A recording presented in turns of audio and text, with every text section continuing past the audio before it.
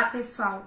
Essa é a terceira parte da oficina didática intitulada Ditadura Militar em Santa Catarina, Depoimentos Orais entre a História e a Memória, e terá como foco a temática da política.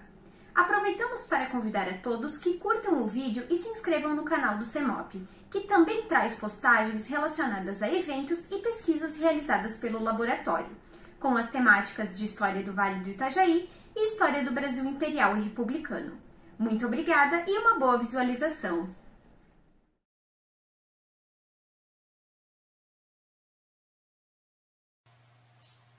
A partir daqui, iremos discutir algumas questões mais específicas relacionadas ao aspecto político na ditadura militar, utilizando os depoimentos orais das entrevistas do CEMOP como fio condutor para as temáticas.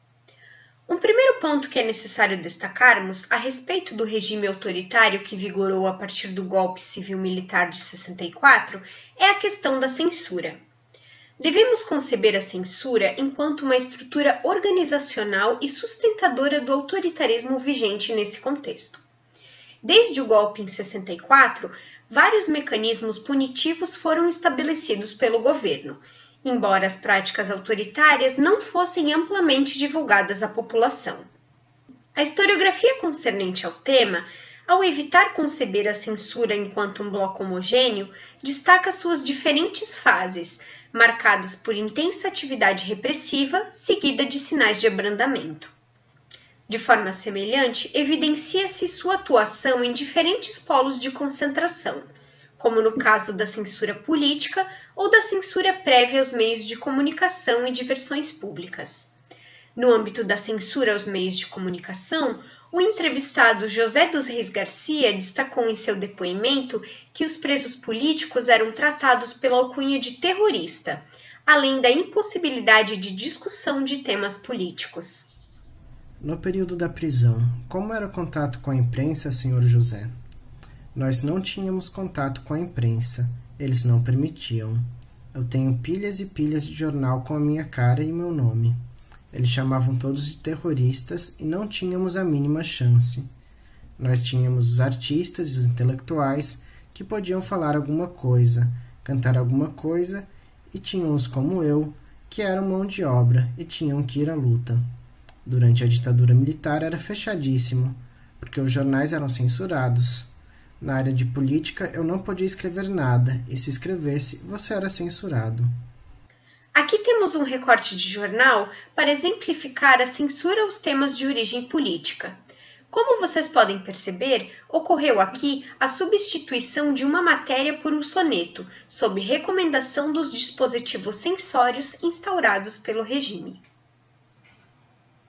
Nesse contexto, vários órgãos institucionais foram criados no intuito de fortalecer o sistema repressivo, como a Divisão de Censura de Diversões Públicas, que foi responsável por fixar mecanismos de filtro em toda e qualquer manifestação cultural, com o objetivo de defender a moralidade social e o combate às ameaças subversivas. As discussões historiográficas atuais também ressaltam uma experiência de colaboracionismo com os órgãos de repressão por parte de determinados setores da imprensa de expressiva representatividade, pois muitos dos jornalistas que ascenderam no período eram militares, assim como muitos dos censores atuantes na repressão eram jornalistas. Contudo, convém ressaltar que, pelo menos até 1969, existiram em circulação publicações destinadas à oposição do regime, conforme ressaltado pelo mesmo entrevistado. Na época, havia os jornais alternativos, havia os da grande massa e volume, como tinha os de pequeno porte, como o nosso, o povão do PCBR. E a imprensa alternativa, na verdade, não tinha grande penetração, porque você não consegue chegar na massa, mas houve jornais como o Movimento e a Opinião. O Opinião era mais intelectualizado e o Movimento era para as massas. Eles chegaram a 150 a 200 mil exemplares na edição, mas depois foi baixado e desapareceu. Então essa relação povo-imprensa alternativa era muito difícil. Você tentava às vezes distribuir exemplares pelo Estado, comprava na banca e distribuía, mas em uma semana desapareceu o jornal, não tinha mais. O pasquim era um sistema usado com charges, com brincadeiras mais indiretas, tirando sarro, brincando com o presidente da República, chamando-o de ditador. Na sequência, trazemos aqui para vocês a imagem de uma das capas do O Pasquim, revista de oposição e crítica ao regime militar, que contava com a participação de diversos artistas e intelectuais. Uma das suas principais características é justamente a utilização de charges e sátiras contra a ditadura militar. Mesmo após a Lei de Imprensa, em 1967, e da imposição do Ato Institucional número 5, AI-5, em 1968, que intensificavam a estrutura de censura e perseguição à oposição política, publicações desse gênero se mantiveram na via da clandestinidade. Cabe ressaltar que os denominados atos institucionais foram responsáveis por legitimar e institucionalizar práticas autoritárias durante a ditadura militar, sendo o AI-5 um dos mais paradigmáticos e representativos do tolhimento de liberdades, tanto que é referenciado por alguns historiadores como o golpe dentro do golpe, tendo em vista a radicalização violenta da censura e da repressão. O AI-5 também constituiu o paradigma sobre o qual seria erigida uma rede de órgãos repressivos por todo o país, assinalados pela criação do sistema CODE-DOI, do Centro de Operações de Defesa Interna, Destacamento de Operações de Informações, responsável pela oficialização da prisão seguida de tortura, técnica empregada pelas turmas de captura e interrogatório que culminou na morte e ocultação de centenas de vítimas nos denominados porões da ditadura. Convém esclarecer que os dispositivos de perseguição política foram instaurados desde 1964, no sentido de desmistificar o mito da dita branda, suposta afirmação de que no período inicial da ditadura militar, no governo de Castelo Branco, não teria existido uma estrutura autoritária consolidada, o que na verdade é uma mentira, pois já no imediato pós-golpe houve significativo número de prisões, seguidas de tortura e até mesmo mortes.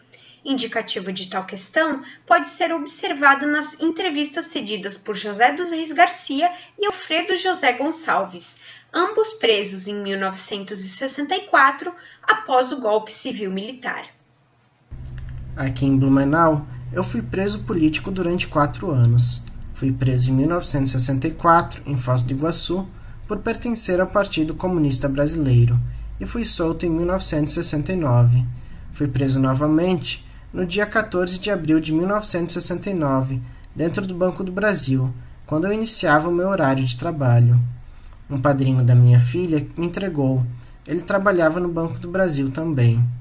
Eu já era militante do PCBR, Partido Comunista Brasileiro Revolucionário, e nós tínhamos planejado uma ação armada. Ele me entregou para a polícia e para o exército. Fui trazido para a delegacia da Polícia Federal, lá que começaram as sessões de tortura. Fiquei desaparecido e houve um grande movimento de bancários em Curitiba para me localizar. Enfim, eles me localizaram e isso evitou que ocorresse um percalço maior. Mas eu já tinha sofrido um processo de tortura. Lá era muito pesado a prisão, não tínhamos folga, fiquei 3 anos preso lá e depois consegui me transferir para Blumenau. Fiquei mais 1 ano na prisão em Blumenau e fui solto no dia 14 de abril de 1973, quando recomecei minha vida. Eu fui preso na rua 15 de novembro, em 1964, quando a Polícia Civil chegou e disse: Alfredo, você está preso por ordem do 5º Distrito Naval e do Alto Comando Revolucionário. E eu cheguei lá e já tinha outras pessoas presas. E naquele momento, nós vivíamos um momento de delação exacerbada. Pessoa que não gostava do João dizia que o João era da esquerda, para ver o João se incomodar. E estava lá preso como comunista. Meia-noite, fomos conduzidos a Florianópolis. Daqui de Blumenau foram 2 combis, um aparato de escolta. Fomos em 9 para lá. Ficamos no quartel da Polícia Militar e aí nós sofremos as torturas, as ameaças. Foi terrível. Os primeiros 15, 30 dias foram realmente terríveis, porque todo pé de chinelo integralista, anticomunista até o pescoço, afirmava que ia nos jogar no mar. Nunca mais íamos ver os filhos, a família, coisas desse tipo. E a tortura física, né? Fomos jogados numa cavalariça, tiraram os cavalos e nos jogaram lá na prisão. Fizeram na cavalariça um depósito de presos. Lá nós ficamos no meio das moscas, uns 5 ou 6 dias, depois fomos transferidos para o quartel da Polícia Militar de Florianópolis. Outro companheiro foi tão ameaçado psicologicamente, ele ficou tão abalado, que quis se enforcar com a cinta. Aí nós tiramos dele. Passado um primeiro mês que nós fomos transferidos, foi instaurado um inquérito policial militar, IPM, pelo Exército Brasileiro, porque aí fomos enquadrados na Lei de Segurança Nacional. Aí eram 15 anos de prisão, ia para Fernando de Noronha.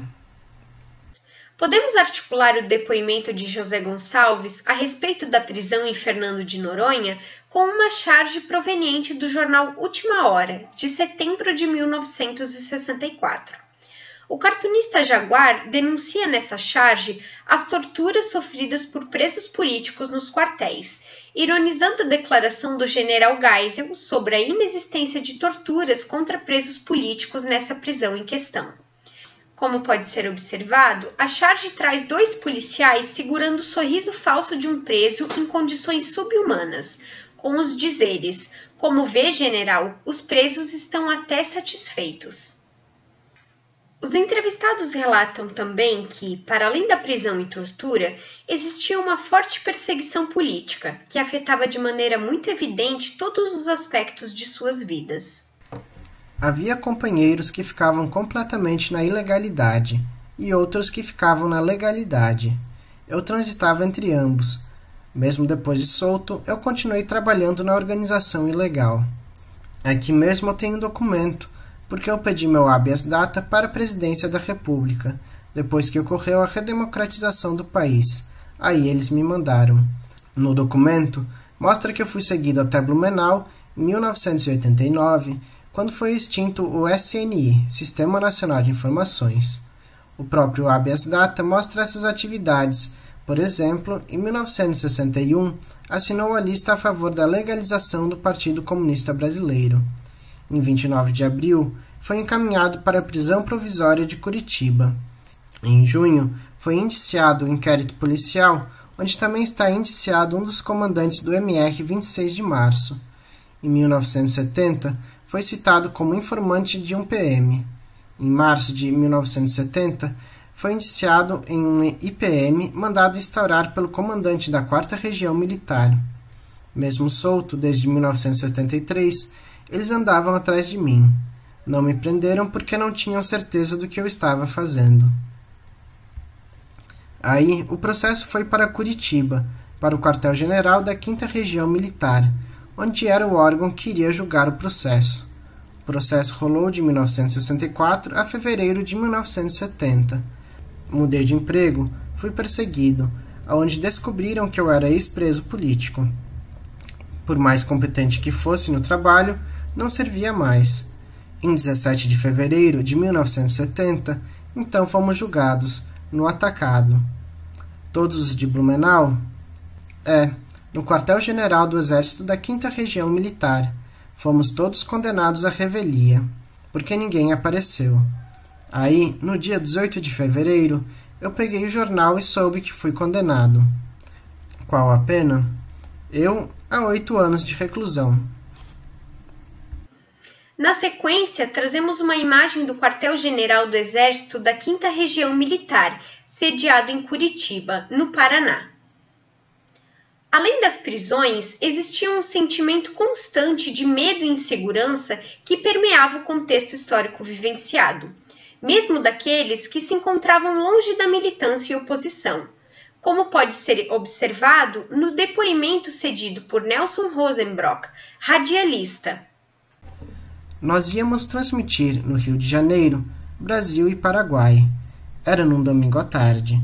Por volta de mais ou menos 11 horas, por aí, nós estávamos no Vale da Ribeira, no estado de São Paulo. Nisso, nós fomos parados pelo exército. Um cordão de soldados, aqui com metralhadoras, outro cordão ali, com metralhadoras, e no meio, 4 metralhadoras e um tenente. Era em plena ditadura. Eles estavam atrás do Marighella que, dizem, estava escondido naquelas matas do Vale da Ribeira, que ali existia qualquer coisa de esquerdistas. Na volta, a mesma coisa, mas passamos, fomos embora. Mas o medo que dá, menina. E quais foram as principais dificuldades na militância de forma geral? A maior dificuldade é você trabalhar no legal e ilegal. Se tem que fingir como eu tinha, com nome de guerra lá, e aqui era outro nome. A vida ilegal é muito complicada. A dificuldade era você combinar a vida legal com a ilegal, os medos. Eu tinha aqui em casa um depósito de armas e tinha que administrar isso. Era estratégico eu estar aqui em Blumenau, porque aqui não tinha essa visão de que alguém participasse das coisas do país. Eu participava fora daqui. Ia ao exterior, desaparecia, voltava, mas sempre com a vida normal, como se fosse normal, mas sempre com grande ansiedade, trazendo grande perigo. Era uma dificuldade para administrar o legal com o ilegal. Por fim, destacamos trechos relacionados a temáticas bastante sensíveis, demonstrando que a questão da perseguição política não se limitava aos indivíduos atuantes, mas que atingia também os seus familiares. As denominadas questões sensíveis são caracterizadas por serem socialmente vivas e politicamente sensíveis, envolvendo acontecimentos traumáticos do ponto de vista do tolimento de liberdades e violação dos direitos humanos, embora o tema possa ser controverso sem envolver situações extremas de violência. Os temas sensíveis o são não apenas porque é difícil falar sobre eles, mas principalmente porque, na maioria dos casos, não existe um consenso na sociedade sobre o que dizer e como falar sobre esse passado, como no caso da experiência vivida em torno da ditadura militar. A minha mulher sofreu muito. O meu filho estava com 1 ano quando eu fui preso, e eles ameaçaram torturá-lo na minha frente, e ele ali, no colo da minha mulher. O senhor ficou clandestino até a anistia? Não, isso não. Em fevereiro de 1970, como eu tinha dinheiro, fiquei usando-o para sobreviver e tentando ver uma forma de sair do país, ou buscar asilo político. Todas as alternativas eu considerei, porém eu tinha 3 filhos pequenos. Era muito difícil, sem recursos, sem uma formação técnica adequada para ir para um país estrangeiro.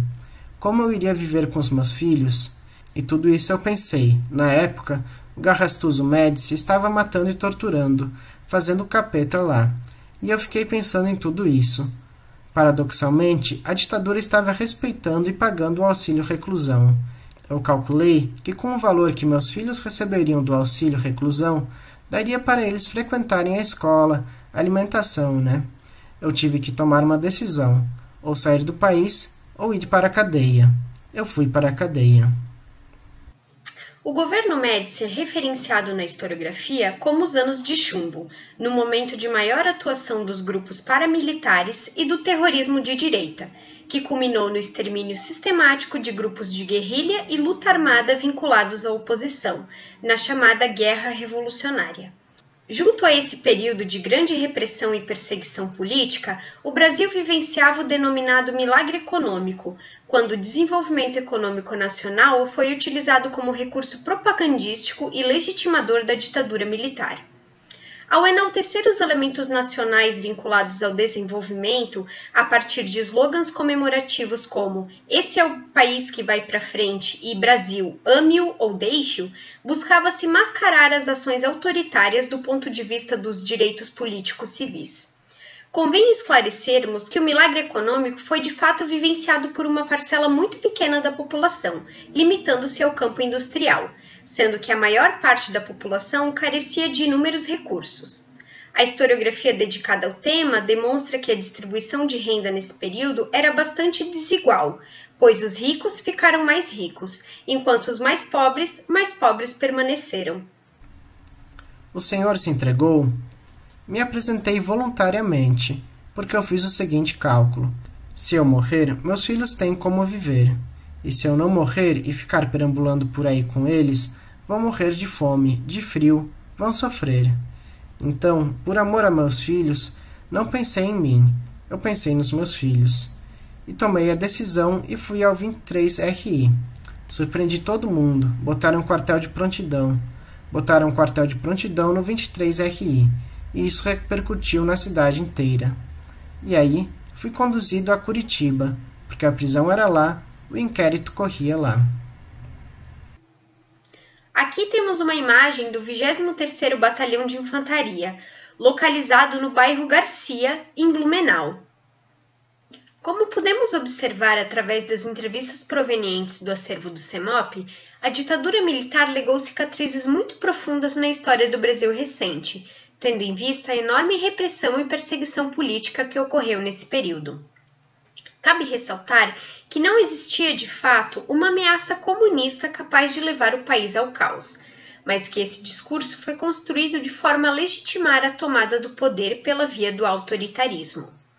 Destacamos também que o golpe foi fruto de um contexto de radicalização política e contou com o apoio de diversos setores civis da sociedade.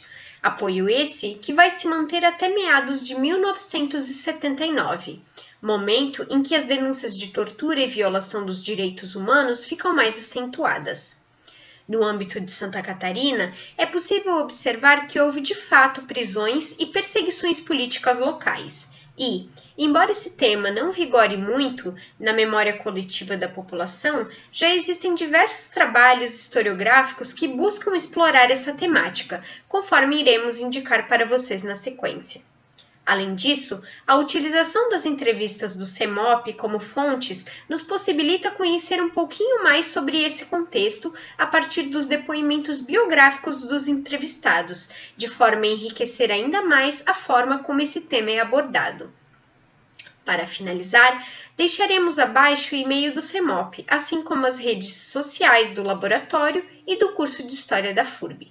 Em sequência, algumas das referências bibliográficas utilizadas na elaboração da videooficina. Muito obrigada e até a próxima!